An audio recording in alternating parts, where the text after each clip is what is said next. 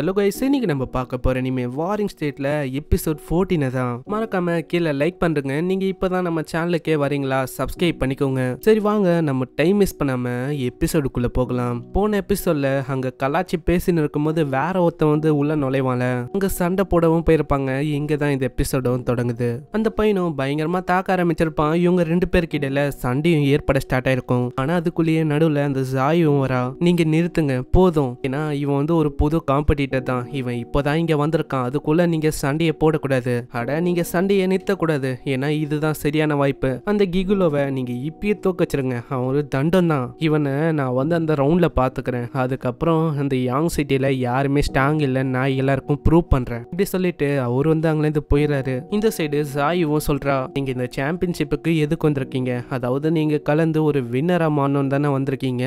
ஆனா அதுக்குன்னு எதுக்கு இந்த லூசர் கூட எல்லாம் சண்டை போட்டுன்னு இருக்கீங்க?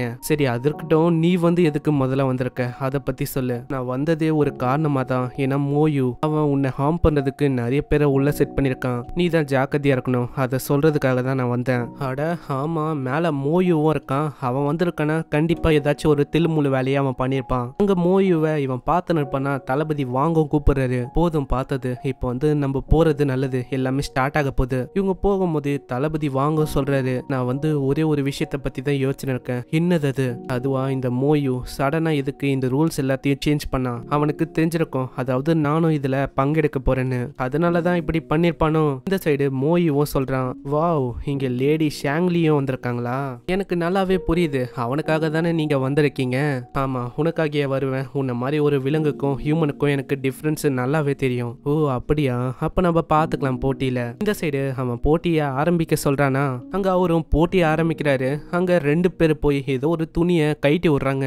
அதுக்குள்ள ஏதோ ஒரு ஃபீனிக்ஸ் மாதிரி இருக்கிற உருவத்துல ஸ்டாச்சுவும் இருக்கு. இதுதான் கிராண்ட் ஃபீனிக்ஸ் ஸ்டாச்சு. இதை யூஸ் பண்ணி இங்க யாரெல்லாமே வந்திருக்காங்களோ அவங்களோட பவர்ஸை நாங்க மெஷர் பண்ண போறோம். இதை பார்த்து எல்லாருமே ஆச்சரியமாகறாங்க. அட எவ்வளவு பெரிய ஸ்டாச்சுவா, இது ஸ்டாச்சு மாதிரி தெரியல, இது கூட தான் நம்ம சண்டை போடணுமோ? ஆனா இது ரொம்பவும் பெருசா இருக்கே. அங்க ஜியும் கேக்குறான், இதுதான் அந்த கிராண்ட் ஃபீனிக்ஸா? அந்த கிராண்ட் ஃபீனிக்ஸை நான் ஸ்டாச்சுன்னு சொல்லியிருப்பேன், அது ஸ்டாச்சு கிடையாது. சொல்லப்போனா அது ஒரு மிஷின் மெக்கானிசம் மாதிரி தான். அங்க வாங்க சொல்றாரு, இது சாதாரணமா உங்களோட பவர் சவுண்டி மெஷர் பண்ணது, இது மிகப்பெரிய டெக்னிக்கல் மிஷின்னே சொல்லலாம். அட இந்த உலகத்துல வெறுமா குன்ஃபு அது ஒண்டிதான் இருக்கும்னு பார்த்தா இந்த உலகத்துல டெக்னாலஜி அதுவும் நிறையவே வளர்ந்துருக்கு. அங்க அனௌன்ஸ் பண்ற அந்த பர்சனும் சொல்றாரு, இப்போ நீங்க என்ன பண்ண போறீங்கன்னா இந்த ஃபீனிக்ஸ் மேல உங்களோட அட்டாக்ஸை பண்ணணும். நீங்க எவ்வளோக்கு எவ்வளோ உங்களோட ஃபோர்ஸை காட்டி அட்டாக் பண்றீங்களோ அதுக்கேற்ற மாதிரி அந்த விங்ஸும் விரியும். அதை வச்சுதான் நாங்க மெஷர் பண்ணுவோம். எவ்வளோக்கு எவ்வளோ அந்த விங்ஸ் வந்து விரியுதோ அவ்வளோக்கு எவ்வளோ உங்களுக்குள்ள நிறையவே பவர் இருக்குன்னு அர்த்தம். யாரு அந்த பறவையோட விங்ஸை அதிகமா விரிக்கிறாங்களோ அவங்க தான் வின்னர். அவங்களோட பேரை அந்த ஜெய்டு வால்ல நாங்க பொறிப்போம். இதுலயும் ஒரு பயங்கரமான ட்விஸ்ட் இருக்கு. என்ன ட்விஸ்ட்னா, அட்டாக் பண்ணும்போது நீங்க வெறுமா ஒரே ஒரு அட்டாக்கை தான் பண்ணணும். அப்படி நீங்க நிறையவே மல்டிபிள்ஸான அட்டாக்ஸை அது மேல பண்ணீங்கன்னா நீங்க டிஸ்குவாலிஃபை ஆயிடுவீங்க. அட இது என்ன கதையா இருக்கு, டிஸ்குவாலிஃபையா? அங்க ஜியும் யோசிக்கிறான், அட இதை பார்க்கும்போது டிராகன் பால்ல நான் பார்த்த மாதிரியே இருக்கு. இப்படி இவன் யோசனை இருக்கும்போது அந்த அனௌன்ஸ் பண்றவரும் சொல்றாரு, இப்போ யார் ஃபர்ஸ்ட் பண்ண போறானா நம்ம ஜி குங் தான். அங்க ஜி ரொம்ப ஷாக் ஆயிடுறாரு, ஏன்னா அவனை போய் ஃபர்ஸ்ட் கூப்பிட்டுருக்காங்க. என்னது நானா? அங்க எல்லாருக்குமே ஒண்ணுமே புரியல. அட இவனை எதுக்கு ஃபர்ஸ்ட் கூப்பிட்டுருக்காங்க? அங்க மிஸ்லி எல்லாம் ரொம்ப ஷாக் ஆயிடுறாங்க. தாங்குவா ஃபர்ஸ்டா? அப்ப இது எல்லாத்துக்கும் காரணம் இவன் தானா? அங்க யாருக்குமே ஒண்ணுமே புரியல. அதாவது இந்த பையன் இவனை எதுக்கு ஃபர்ஸ்ட் அனுப்புறாங்கன்னு. ஏன்னா இவனை பத்தி நான் ரூமர்ஸ் எல்லாம் கேள்விப்பட்டிருக்கேன். இவன் ஒரு ஜோக்கரா, அந்த அளவுக்கு இவன் கிட்ட என்ன பவர் இருக்க போகுது? அதுக்கும் மேல அந்த ஃபீனிக்ஸை இவனால ஒரு ஸ்ட்ரைக் ஆச்சு பண்ண முடியுமா? அங்க ஜிக்கும் ஒண்ணுமே புரியல. நான் வந்து ஒரே ஒரு அட்டாக் தான் பண்ண முடியும், அதுதான் என்னோட வாய்ப்பு. அங்க லீய பாக்குறான். லீயும் அங்க வந்து இவனை பாக்குறாங்களா? இதனாலேயே ஜிக்கும் புரியுது, நான் வந்து அந்த ரூமரை உடைக்கணும், அதை ப்ரூவ் பண்ணணும், என்னோட ரூமர் எல்லாமே போய் தானு. அங்க ஜியும் அவன் கையில ஃபோர்ஸ் கொடுத்து அந்த பவர் எல்லாத்தையும் ஏத்துறான். கொஞ்சம் கொஞ்சமா எத்தனைக்கு அப்புறம் ஒரு பயங்கரமான அட்டாக்கையும் பண்றான். அங்க எல்லாமே அப்படியே நகர ஆரம்பிக்குது. அங்க அது நகர்ந்து அந்த ஃபீனிக்ஸும் திரும்பவும் இவன் மேல அட்டாக் பண்ணு. இதுன்னு எனக்கே ரிவர்ஸ் ஆகுது. என்னோட 90% ஆஃப் பவரை நான் இதுல போட்டிருக்கேன், அதனால கண்டிப்பா இது வந்து ஓப்பன் ஆகுமா? அங்க அந்த ஃபீனிக்ஸும் கொஞ்சம் கொஞ்சமா ஓப்பன் ஆகுது. ஆனா அது பாதியிலே நின்னுது. இவனோட அட்டாக்னால அந்த விங்ஸ் அந்த அளவுக்கு ஒன்றும் ஸ்ப்ரெட் ஆகல. 0.43 மீட்டருக்கு தான் ஸ்ப்ரெட் ஆயிருக்கு. இன்னது அவ்வளவுதானா? இவனை பாத்தீங்களா, அத்தனும் தான் பண்ணிருக்கான். இவெல்லாம் எதுக்கு இங்க வந்திருக்கான்? எதுக்கு அந்த அட்டாக்கையும் பண்ணணும்? இதுக்கு அவன் பண்ணாமே இருக்கலாம். இவன் உண்மையிலேயே ஒரு ஜோக்கர் தான். இவன் இவனை பத்தி கேள்விப்பட்ட ரூமர் எல்லாமே உண்மைதான் போல. அங்க இதனால எல்லாருமே ஷாக் ஆயிடுறாங்க. ஜி வந்து மனசு உடைஞ்சு போயிடுறான். ஏன்னா அவன் வந்து எதிர்பார்த்தது ஏதோ, ஆனா நடந்தது ஏதோ. இந்த சைடு அந்த பையன் பார்த்தா பயங்கரமா சிரிக்க ஆரம்பிக்கிறான்.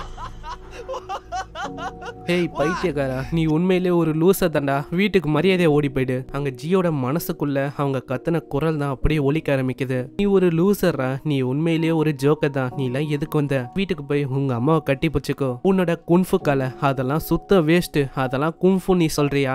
அங்க அப்புறம் தான் ஜிக்கே புரியுது. அதாவது ஸ்டார்டிங்ல ஜாயு வந்து சொல்லிருப்பால, இது எல்லாத்துக்கும் பின்னாடி மோயு இருக்கானு. மோயுவும் உன்னை ஹார்ம் பண்றதுக்கு ஏதாச்சும் ஒன்று பண்ணுவான். அதெல்லாம் இவனுக்கு கொஞ்சம் கொஞ்சமா ஞாபகமும் வருது. அங்க ஜியால பொறுத்துக்கவே முடியல. நான் எதுக்கு இப்படி பண்ண, அது வந்து இன்னமும் எதுக்கு விரியல, இது இன்னமும் ஓவர் ஆகல. இந்த சைடு அங்க அனௌன்ஸ்மெண்ட்டும் பண்றாங்க. நெக்ஸ்ட் பண்ண போறது தானு. இப்படி அவன் சொன்ன அடுத்த செகண்ட் அந்த பையனும் பயங்கர வேகமா ஒரு பஞ்ச் வர்றான். இதனால அந்த பறவையும் அப்படியே அதோட விங்ஸை விரிக்குது. இவனோட பாயிண்ட் என்னன்னா 1.63 மீட்டர். அங்க அந்த பையன் வந்து நம்மளால பயங்கரமா கலாய்க்க ஆரம்பிக்கிறான். என்னப்பா தலைவர், சாம்பியன் ஆகலான்னு வந்தீங்க, லூசரா போறீங்க போல. பாத்தியா, ஏதோ சாம்பியன் நினைப்புல என் கூட சண்டை போட வந்தான், ஆனா அகலத்தை பாத்தியா 0.63 மீட்டர். எந்த பாத்தியாடா 1.63 மீட்டரு.